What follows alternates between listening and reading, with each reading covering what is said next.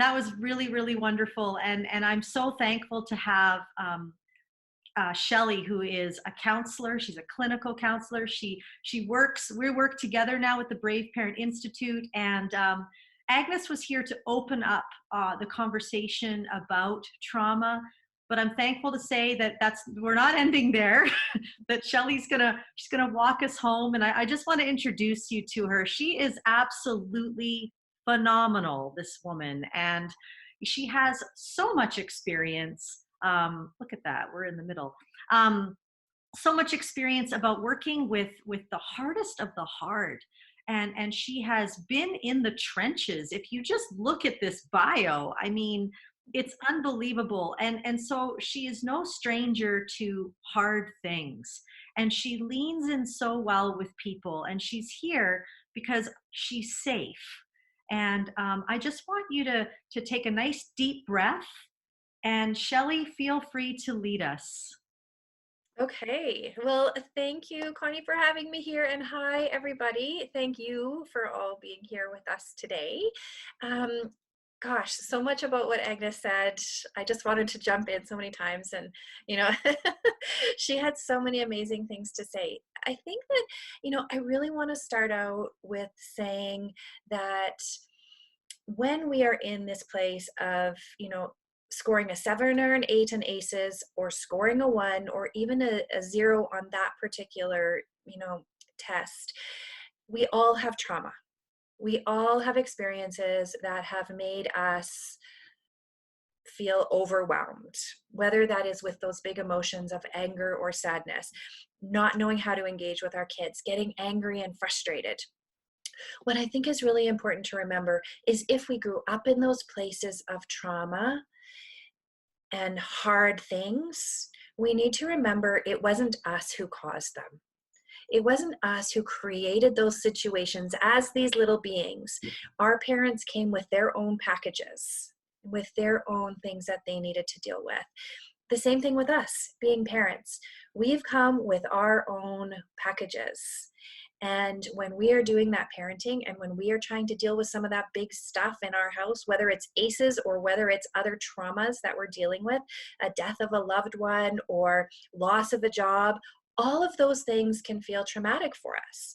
So I don't want people to be here and feeling like, well, I'm not on this test and I haven't scored, but does my trauma count? Yes, it does. And it's all okay, as Agnes said. We can manage it, we can deal with it. And if we're in those places, as I was saying, of parenting, and we've showed up with a big emotion, that's okay, because we can still walk through it. Sometimes we lose ourselves for a moment, and it's all right, because you know what? We are wired for survival. We are wired to recover. We are wired to be able to adapt to different situations. And I think it's really important to acknowledge as well that if we come from a place of trauma, whether that's big T or little t trauma, when we are trying to work through it, we need to find, as Agnes was saying, and as you say all the time, Connie, that safety. We need to find safety to be able to talk about it with, whether that being our partner, a good friend, a counselor, or support groups. We also need to be able to find a place to process that trauma, because what I know from my almost 30 years of work in a variety of fields is that it doesn't actually go away. It will still sit with us and show up in different ways when we didn't expect it to. And sometimes we've also dealt with it, and then we've gotten married, and then we've had kids, and it's showing up again, but in a different way than it did before. And I have people come to my office all the time and say, I thought I dealt with this. I've done counseling before. I've done all this. But it's showing up in different ways. We get triggered in different ways. So remembering we're wired for survival, we're wired for hard things, and we're wired to adapt and make changes. And it's not all on us. It's from our blueprint. It's from our toolbox. It's from the package that we were given across time. So when we're thinking a little bit about some of our traumas, how is that showing up for us? How are we showing up in being loved? How are we showing up in loving people? Our conflict management? How are we being successful in, navigating and discovering what some of those big things for us are? So awareness and intention is really the number one thing. If we're not aware that we have a big T trauma or a little T trauma that is bubbling up for us, how do we find the right tools, skills, or strategies to be able to put in place to work through that for ourselves or to build those new tools for our kids? So I like to think about it a little bit like building a town or building a little village. So when you think about, we're newborn babies, we have our babies, we were those babies, and we've got this blank slate. But now we're building this town, our brain. Our brain is being developed by our parents, our families, our upbringings. And we're putting a building in here, and we're building different roadways, and we're building different paths. And our town is getting more and more established as we get older. And now we're these adults and we have a fairly established town, but we don't necessarily like how some of those roadways are built. They can still be adapted. And this is where it's so important. What Agnes was talking about in those ACEs is that we know the science tells us and shows us that we can see things look different. I don't want people to ever think I'm going to erase that whole road. It's not going to exist anymore. That blueprint is still going to be there, but you get to build a bridge. You get to build, a new pathway, a new tower. It could be a walkway, whatever you want that to be. But creating that awareness and intention is the first thing that we need to be able to do for ourselves. Because then when we're building our little packages, our little towns for our kids, we can do some of that rewiring, rebuilding, rejigging. And when we're thinking about, how do we find support? How do we get help? I'm just going to talk a little bit about some of the places I've been and worked and some of the experiences. I started out my career working in maximum security prison with youth who had lots of different big things happening in their families. Sometimes they, had their parents were incarcerated in the building next door, and talking to them. Way back then, almost 30 years ago, ACEs didn't really exist. We didn't know what we were talking about at that point. And then we move into the world of child welfare and child protection. I've seen and felt lots of trauma in those places, working in the area of domestic violence, addiction, significant mental health. The vast majority of the time, whether it's been a child or an adult I've been working with, when we spend some time creating that awareness, there's something that popped up at some point in their life that's creating something that's holding them back. That road is built and they want to navigate a different pathway. So when we're thinking about that safety of who do we talk to, how do I process this, how do I deal with this, we need to find that safe person for sure. And if that's a counselor should never make you feel as though this situation was ever in your control. A counselor should never make you feel that this is all going to go away and be perfect and beautiful and, sunshine and rainbows, because it's part of your story. But what a counselor can do is provide skills and tools and strategies to be able to think about it in a different way, to be able to help you rebuild your town and your road at your pace when you're ready. And this should be done by setting goals. Most people know when they come to a counselor what they want to talk about. But there's also places that feel really safe for people, because not everyone wants to come see a counselor. There are organizations like Agnes, right? And I think Connie will probably post that in our blog at some point along the way. There are groups that we can go to learn different skills around money management, if that is where we were really triggered because our family lived in poverty and we were challenged and that was traumatic for us. There are places where we can go in group settings to learn more about parenting skills and parenting tools, where we're surrounded with a group of people that are challenged with some of the same things, to create that safety and feeling of a village to reconstruct our roads, to be able to move forward in some of those tough and challenging things. So remember that this is bite size. If we have 13 years or 2 years or 35, 45, 50 years of trauma, we need to take it in bite-sized pieces. We can't come in and unload it all at one time and think it's going to be okay. It should be done in small bite-sized pieces with little bite-sized goals, so we see that we are getting some traction, so we feel that we're getting some skills and tools that are happening along the way. When we're thinking about some of the big things around trauma, whether it's that big T trauma or little t trauma, lots of anxiety shows up, depression, being easily emotionally triggered by things, and maybe not understanding where or why that's showing up for us.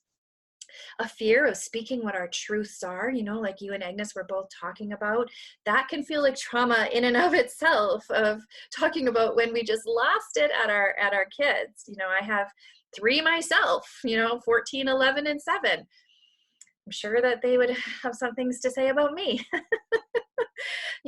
We can have that lack of confidence. There's shame that shows up for us. Challenging communication skills. We don't know how to voice what's happening for us if we're not aware of where some of those big triggers are coming from, or where some of those big emotions are coming from. Sometimes we lack those negotiation skills, right? How many of us have ever said, our kids have said something to us and we're like, because I'm the parent, or I said so, right? How many of us have done and said that? Yeah, I have definitely said that. Well, I think most of us, if we're parents, have said that. And that can feel challenging for us, especially when they start getting to be 13 or 14-year-olds and they're saying, well, why you do that? Or, pushing back a little bit. And we're not certain on how to communicate because of maybe some of the ways that our town is built, because we never got those skills. That we don't know how to deal with conflict besides maybe yelling, or for some people pushing or shoving. If we don't have those tools or skills, how do we do that? Right?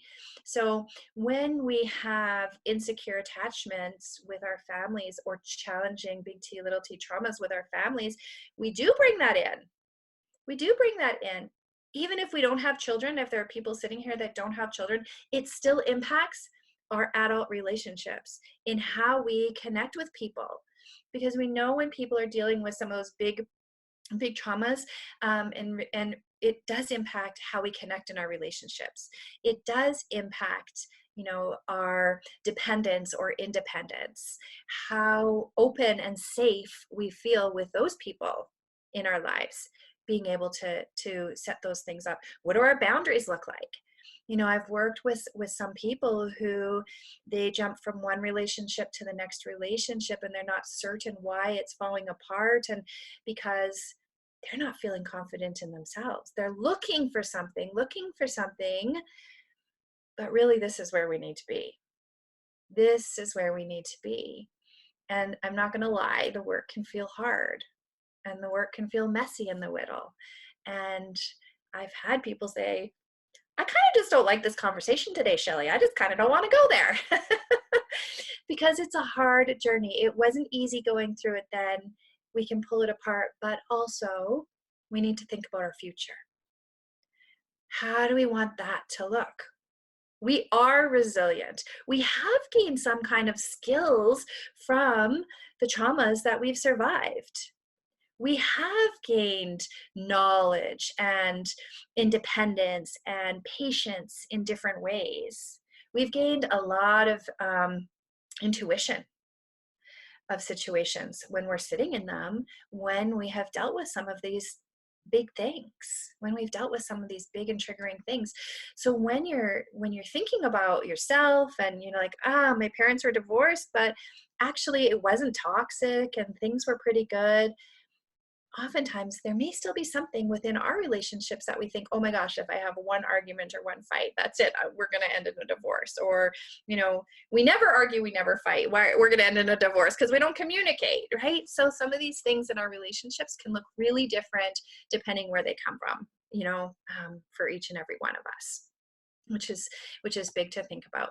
We talk and we hear lots about this emotion regulation, Being emotionally dysregulated comes with the territory of some of these ACEs, because those stressful times have built our towns differently. Those stressful moments have built the way that we look at life differently. And it can be challenging for us to regulate some of those big emotions when those are the ones that are in our toolbox, when those are the ones that we carry around all the time, and those are our go-tos.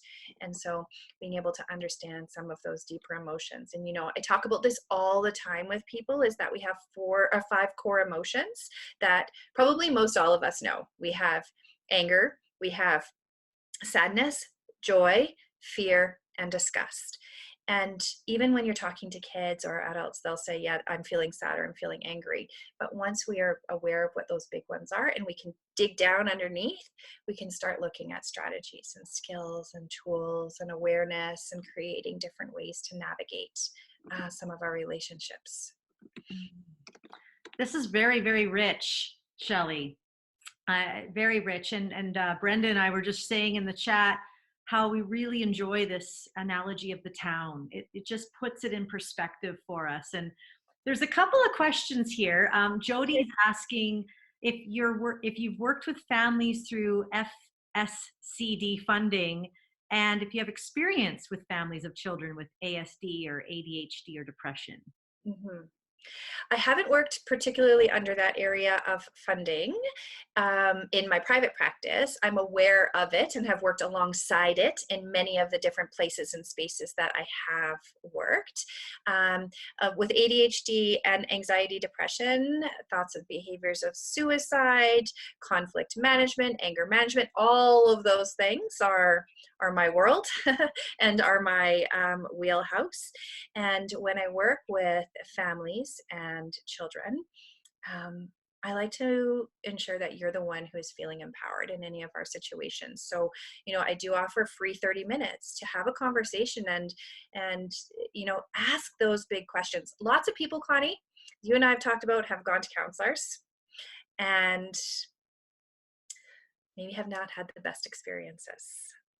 I'm very cautious in and around this because it is my field and my passion. But there are some experiences people have and they will go 1 or 2 times and they just don't want to go.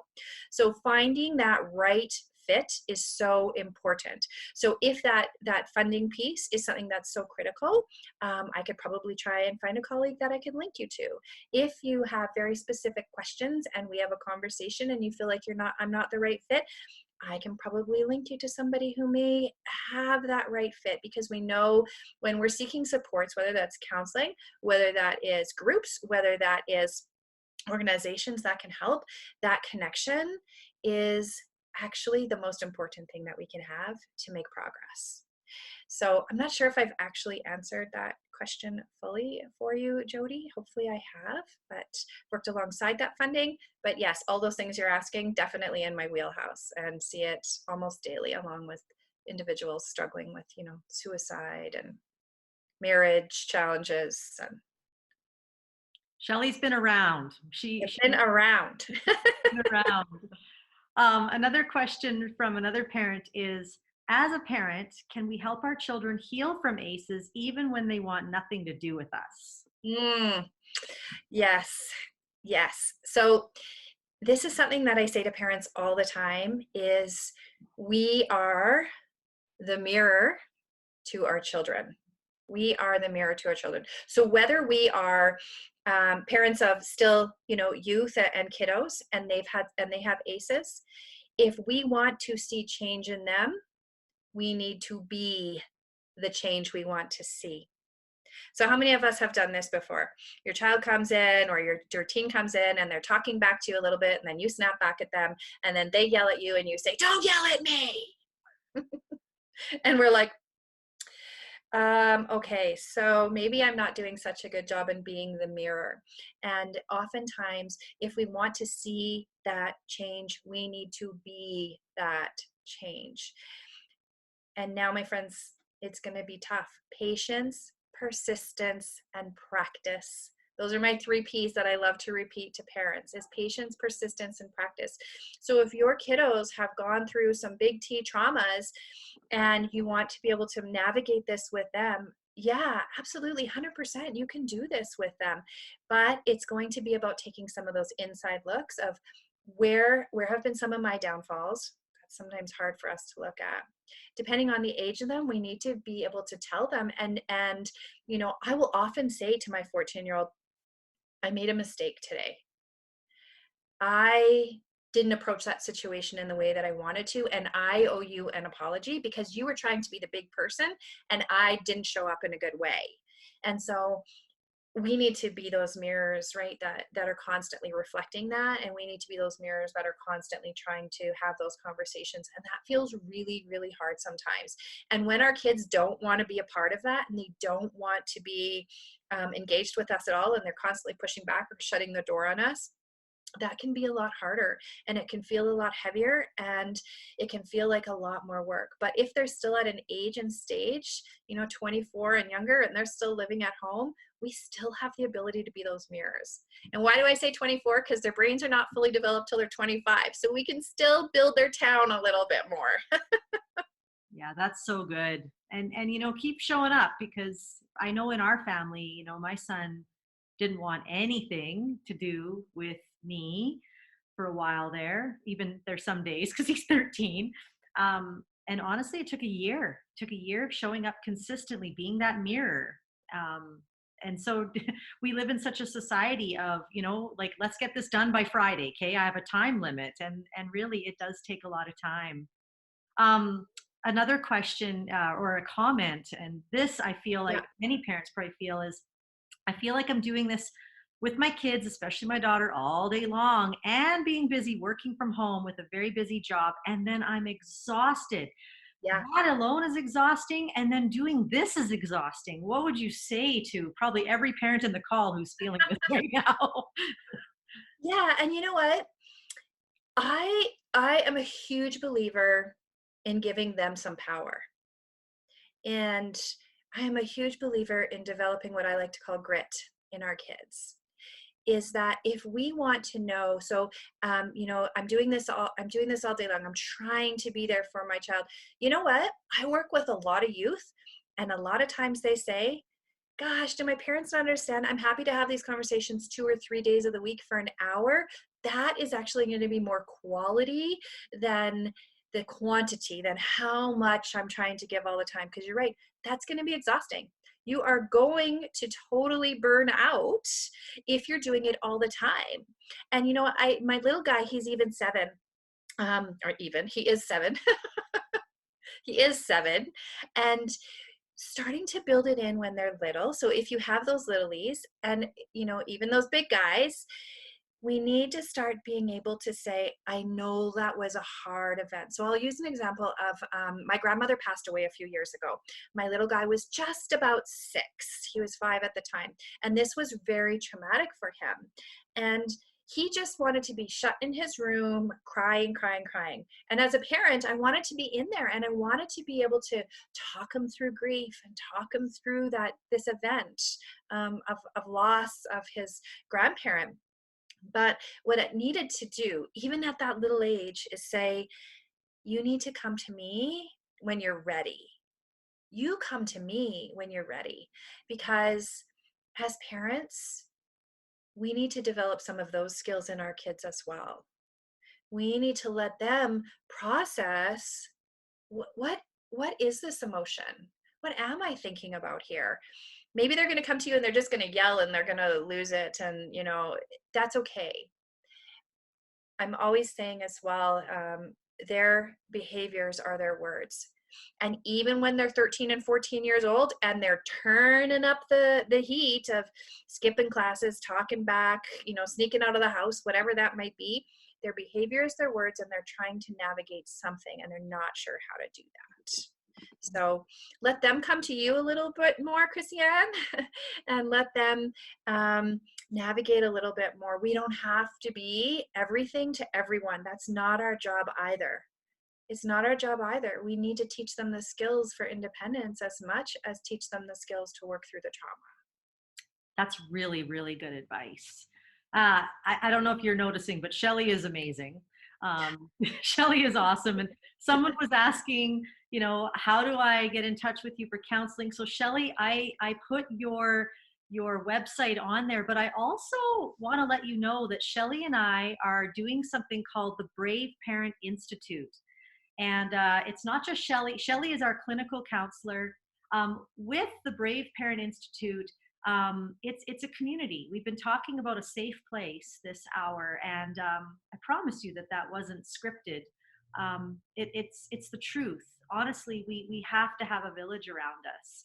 and we need safe people. I don't recommend pouring your junk out on Facebook. I don't recommend that ever, because people don't know how to support. They don't, it floodlights them, as Brene Brown says, and we're lost with knowing how to support. And so Shelly has so graciously, because she's a very generous lady, she is giving 50% off counseling to anyone who is in the Brave Parent Institute.